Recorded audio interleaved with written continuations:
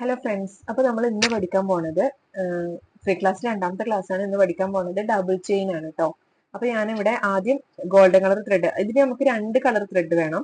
ഞാനിവിടെ golden colour ത്രെഡും അതുപോലെ ഈ ഒരു കളർ ത്രെഡുമാണ് എടുത്തിട്ടുള്ളത്. അപ്പൊ ഞാൻ ഗോൾഡൻ കളർ ത്രെഡ് വെച്ചിട്ട് ചെയിൻ സ്റ്റിച്ച് നമ്മൾ പഠിച്ചത് കാരണം ഞാനത് ചെയ്തു വെച്ചിട്ടുണ്ട്. ഇനി നമ്മൾ ഇതിന്റെ മുകളിലാണ് ഈ ഒരു കളർ ത്രെഡ് വെച്ചിട്ട് ചെയ്യുന്നത്. ഓക്കെ, ഞാൻ ഈ ഒരു കളർ ത്രെഡ് കെട്ടിട്ടിട്ടുണ്ട്. 14.05 തന്നെയാണ് നീഡിൽ എടുത്തിട്ടുള്ളത് കേട്ടോ. നമ്മൾ ഈ ഒരു ചെയിൻ ചെയ്ത ഫസ്റ്റ് ചെയിൻ ഞാനിവിടെ വലുതാക്കിയിട്ടാണ് നിങ്ങൾക്ക് ചെയിൻ എടുത്ത് കാണിച്ചു തന്നിട്ടുള്ളത്. അപ്പൊ നിങ്ങൾ എന്ത് ചെയ്യുക, ഇതുപോലെ വലുതാക്കി ചെയ്യാതെ ചെറുതാക്കിയിട്ട് തന്നെ ചെയ്യാം.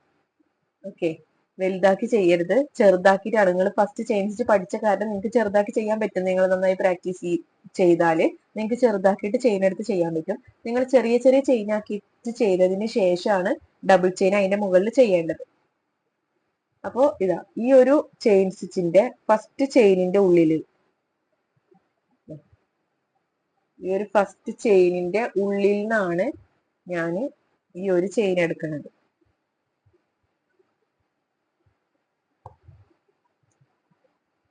ഓക്കെ,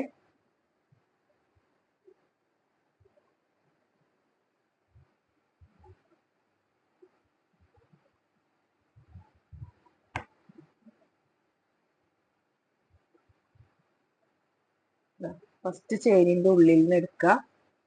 അതിനുശേഷം സെക്കൻഡ് ചെയിനിലേക്കാണ് നമ്മൾ കുത്തി കൊടുക്കുന്നത്.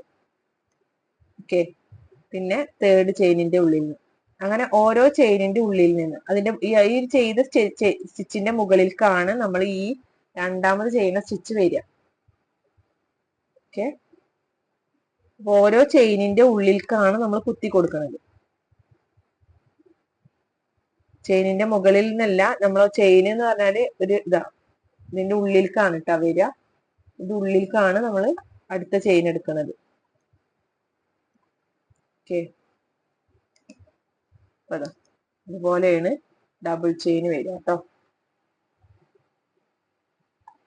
ഓക്കെ, അപ്പൊ നിങ്ങൾ ചെയ്ത് നോക്കുക. നമ്മൾ ചെയിൻ സ്റ്റിച്ച് പഠിച്ചാൽ നമുക്ക് ഇത് എളുപ്പമായിട്ട് തന്നെ ചെയ്യാൻ പറ്റും. അപ്പൊ നിങ്ങൾ ചെയ്ത് നോക്കുക. എന്തെങ്കിലും ഡൗട്ട് ഉണ്ടെങ്കിൽ ചോദിക്കാം കേട്ടോ. ഓക്കെ, ഞാൻ പറഞ്ഞതുപോലെ വലുതാക്കി എടുത്തിട്ട് അടിയിൽ നിന്ന് ഇതിന്റെ ഈ ഒരു ചെയിനിന്റെ ഉള്ളിൽ കൂടെ തന്നെ അടിയിൽ നിന്ന് ആ ഒരു വലിയ ചെയിന് അടിയിലേക്ക് ആക്കിയിട്ട് നമ്മൾ കെട്ടിട്ട് കൊടുക്കുക കേട്ടോ. ഓക്കെ, ഇനി നമുക്ക് പിക്ചറിൽ എങ്ങനെ ചെയ്യാൻ നോക്കാം.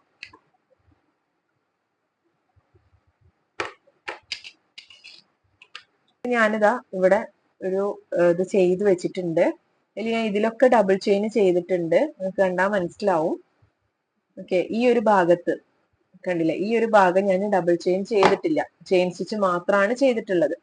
നമുക്ക് ഈ ഒരു സൈഡും കൂടി ഡബിൾ ചെയിൻ ചെയ്യാം. ഞാൻ മൊത്തത്തിൽ ചെയ്ത് കാണിക്കുമ്പോൾ വീഡിയോ ലെങ്ത് കൂടുന്നു വിചാരിച്ചിട്ടാണ് കേട്ടോ ചെയ്യാറുള്ളത്, മൊത്തത്തിൽ ചെയ്ത് കാണിക്കാത്തത്. അപ്പൊ ഈ ഒരു സൈഡും കൂടി നമുക്ക് എന്ത് ചെയ്യാം, ഡബിൾ ചെയിൻ ചെയ്തെടുക്കാം. ഒരു ചെയിനിന്റെ ഉള്ളിൽ കൂടെയാണ് നമ്മൾ ചെയിൻ എടുക്കുന്നത്. അതിനുശേഷം രണ്ടാമത്തെ ചെയിനിലേക്കാണ് നമ്മൾ കുത്തി കൊടുക്കുന്നത്.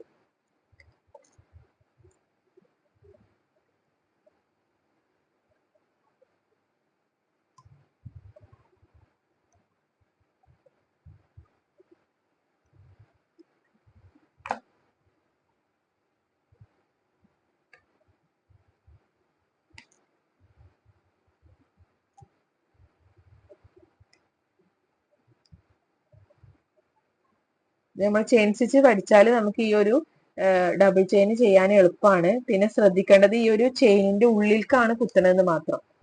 നമ്മൾ ചെയിനിന്റെ മുകളിലേക്കല്ല, ആ ഒരു ത്രെഡ്മലല്ല, ആ ഒരു ചെയിനിന്റെ ഉള്ളിലേക്കാണ് നമ്മൾ കുത്തി കൊടുക്കുന്നത്. അത് മാത്രമേ ഇവിടെ ശ്രദ്ധിക്കാനുള്ളൂ. ഓക്കെ, നമ്മൾ ചെറിയ ചെറിയ ചെയിൻ ആക്കിയിട്ടാണ് ചെയ്യുക. അപ്പൊ ആ ചെയിനിന്റെ ഉള്ളിൽ തന്നെ ഓരോ ചെയിൻ എടുക്കാൻ ശ്രദ്ധിക്കുക. പിന്നെ നമ്മൾ പെയ്ഡഡ് ക്ലാസ്സിൽ ചേരാൻ താല്പര്യമുള്ളവര് കോണ്ടാക്ട് ചെയ്യുക കേട്ടോ. നമ്മൾ ഒരുപാട് സ്റ്റിച്ചുകൾ അതിൽ വരുന്നുണ്ട്, 39 സ്റ്റിച്ചോളം വരുന്നുണ്ട്. ആപ്ലിക് വർക്ക്, അതുപോലെ മിറർ വർക്ക്, കട്ട് വർക്ക്, പിന്നെ സ്കാലപ്പ് വർക്ക്, മറ്റുള്ള zardozi, cut Bede, sugar Bede, അങ്ങനെയുള്ള എല്ലാ ടൈപ്പും നമ്മൾ അതിൽ കൂടുതലായിട്ട് ഡീറ്റെയിൽ ആയിട്ട് പഠിക്കാൻ പറ്റും. അപ്പൊ ആർക്കെങ്കിലും പെയ്ഡ് ക്ലാസ്സിൽ ചേരാൻ താല്പര്യമുള്ളവരുണ്ടെങ്കിൽ പറയാട്ടോ, വേഗം തന്നെ കോണ്ടാക്ട് ചെയ്യാം.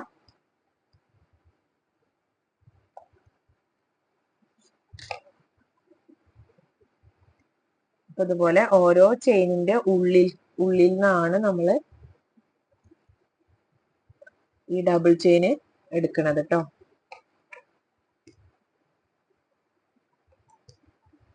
നിങ്ങൾ ആദ്യം ഒരു ലൈനിൽ തന്നെ ചെയ്ത് നോക്കുക കേട്ടോ, എന്നിട്ട് പിക്ചറിലേക്ക് ചെയ്താൽ മതി. ആദ്യം തന്നെ പിക്ചറിൽ ചെയ്യരുത്, ആദ്യം ഒരു ലൈനിൽ ചെയ്തതിന് ശേഷം പിക്ചറിലേക്ക് ചെയ്ത് നോക്കിയാൽ മതി കേട്ടോ. എന്നാലാണ് നിങ്ങൾക്ക് അത് ആ ഒരു സ്റ്റിച്ച് അത്രയും നന്നായിട്ട് ചെയ്യാൻ പറ്റുള്ളൂ, അല്ലെങ്കിൽ ഭയങ്കര ബുദ്ധിമുട്ടായിരിക്കും.